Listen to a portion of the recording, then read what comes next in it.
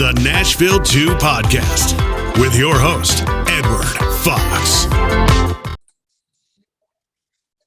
G'day, viewers and listeners. It's Ed Fox with Nashville2.com. And Nashville2 is about telling your story. If you'd like to appear on an episode of Nashville2 and you've got a story to tell, we'd love to hear from you. So shoot us an email, edward@aussiefox.com, and it'll be in the show notes, so you'll be able to get to it. But the story of Nashville2 is I moved to Nashville just recently, over about a year and a half ago. And one of the things I found was cool was talking to a lot of different business owners. There's a lot of different stories around Nashville, and they normally don't get recognized for what they do. So our goal is to talk about different businesses, different nonprofits, different things that are cool about the city of Nashville, because you're Nashville too, and we want to hear your story. There you go. And welcome my guest, Sara. Hey, good to see you, Sara. Great to see you too. Thanks for having me on your show. Yeah, I'm so excited. When I met you at the Connect Nashville networking event, and you talked about this new book that you are getting ready to launch, and you told us a little bit about yourself, I'm like, oh yeah, I got to have her on the show. So I'm so excited you accepted the invitation. So tell me, where are you from originally? So I was born in St. Joseph, Missouri. Okay.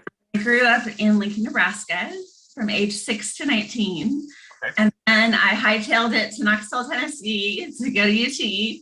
And then in 2002, I moved to Kansas to be close to my family. And now I'm back in Tennessee. Okay. So whereabouts in Kansas? I live a lot in Overland Park and also Lawrence. Okay.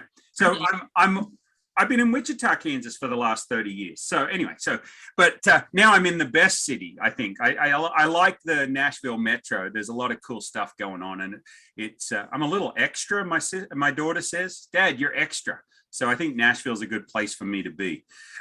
So you're in Nashville, Tennessee.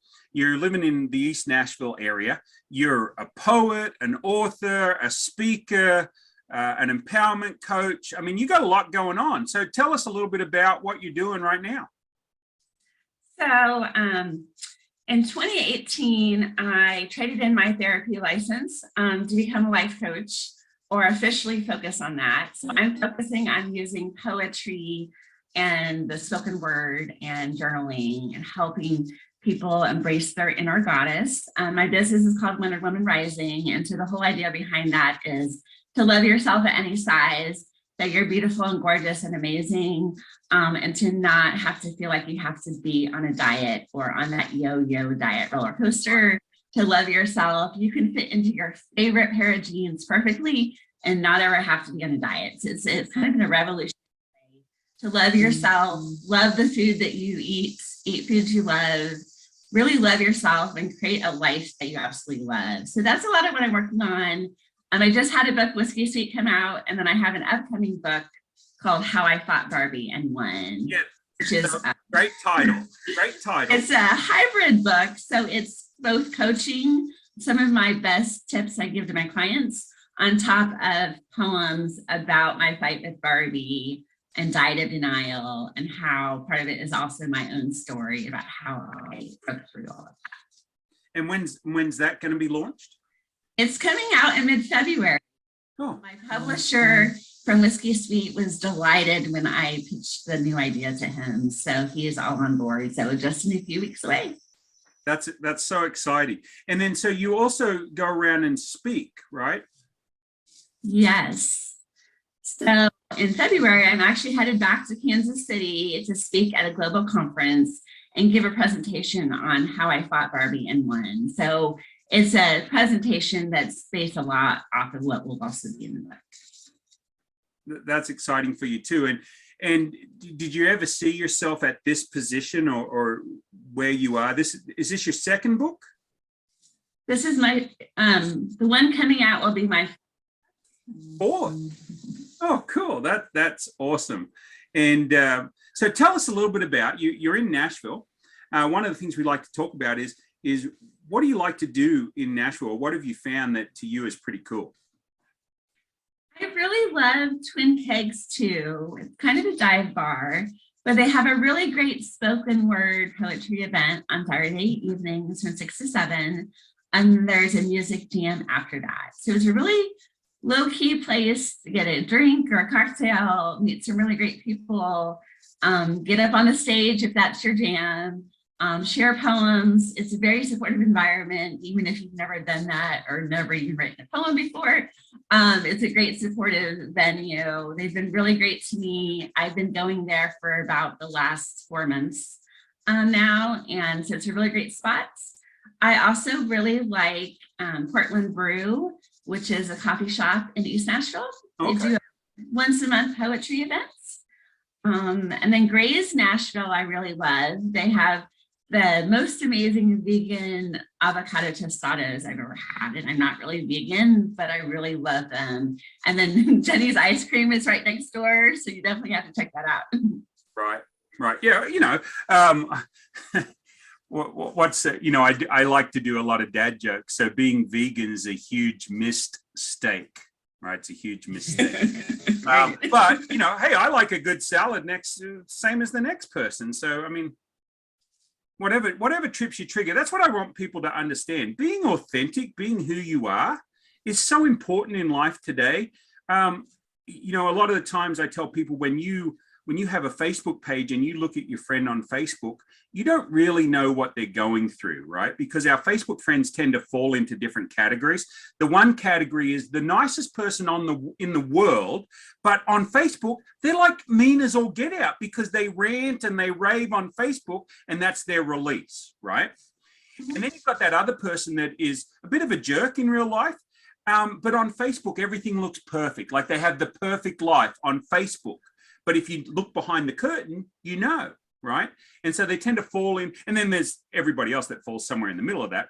But I tell people all the time, hey, you still need to check in on your friends. You can't just be checking on their Facebook page and seeing what their life's like, because that's not the truth. The truth is you got to look behind the curtain and see what they're up to. So sometimes your friend just need a phone call and say, hey, I'm thinking about you. Hey, I love you. Hey, let's hang out, because they need that touch and maybe they're not getting it. So being authentic, right? And I think that sort of fits into what you were saying about your book. Tell me a little bit more about your book, about how I fought Barbie and won. Yes. So about 6 years ago, I wrote a poem called My Fight with Barbie that was inspired by the female identifying kids and teens and adult women who struggled with feeling like they had to be perfect, right? Or their favorite movie star is a size 4, then they need to be a size 4, and things like that. I also went through my own journey. I have IBS, so I have some stomach issues, and I wasn't real happy at certain points with me and my body. And I also wrote it. I was raised by a mother who was a size 2 for the first 10 years of my life.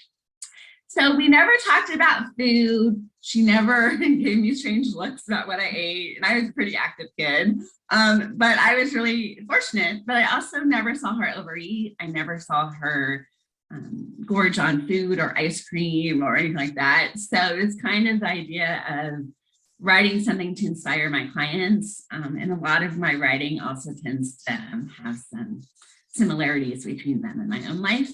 And I had no idea how popular that poem would be, but it's really, people have told me how helpful that is to know that they're not alone, or that other people get it. Yeah, exactly. So speaking of which, did you happen to have a poem that you could maybe share with us today or two? Sure. The first 2 poems are actually in my book, Whiskey Sweets. They'll also be in the new collection as well. The first poem is My Fight with Barbie. So Barbie and I had a fight last night.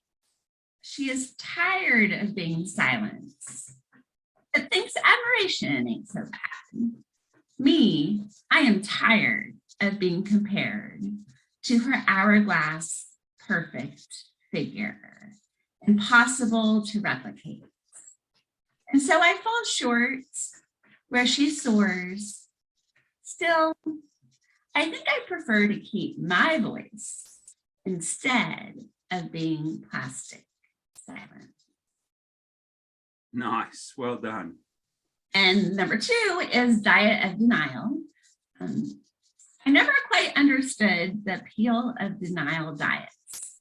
As my sisters scrambled to fill shopping carts with the latest food fad. Me, I prefer the goddess gorge to denying my carb cravings. Maybe because I'm too good at breaking the rules and finding loopholes. Yeah, I probably qualify for that one too. Actually, we're just talking about the weight we need to drop because we've added it on COVID, right? And so it's all that sort of stuff. And it's like, okay, you know what? I'm just going to eat less. You know, it's not like where I deny myself, like you said, but I'll just pay a little bit of attention and do a little bit more walking, and it'll be good because I'm happy where I'm at, right? So that's one of the things is be happy in who you are. So what else? Go on.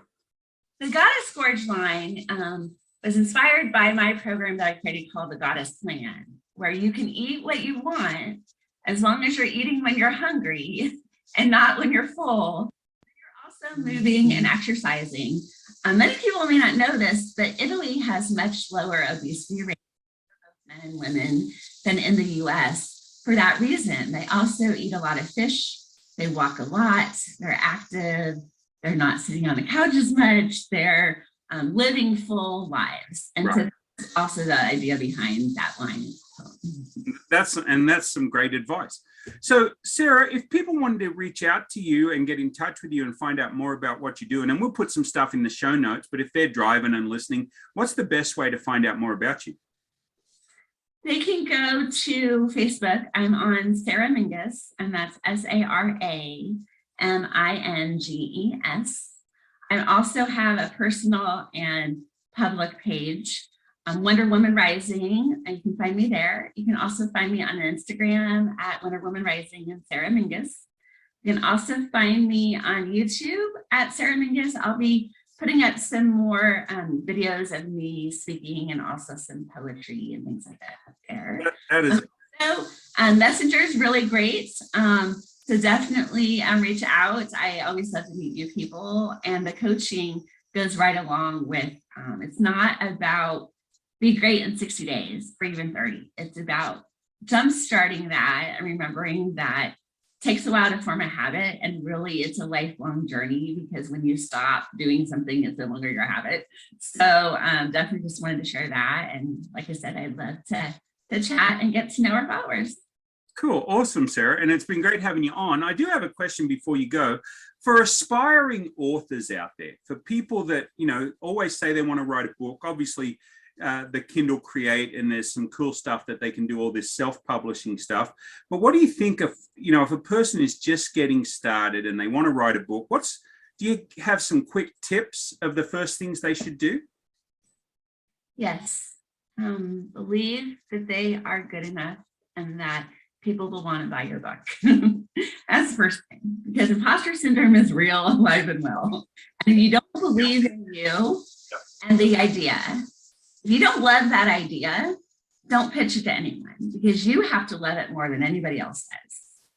And if someone is a naysayer or doesn't believe in it, you don't necessarily have to listen to them, because they've never written a book or tried to write a book or have any life experience related to that.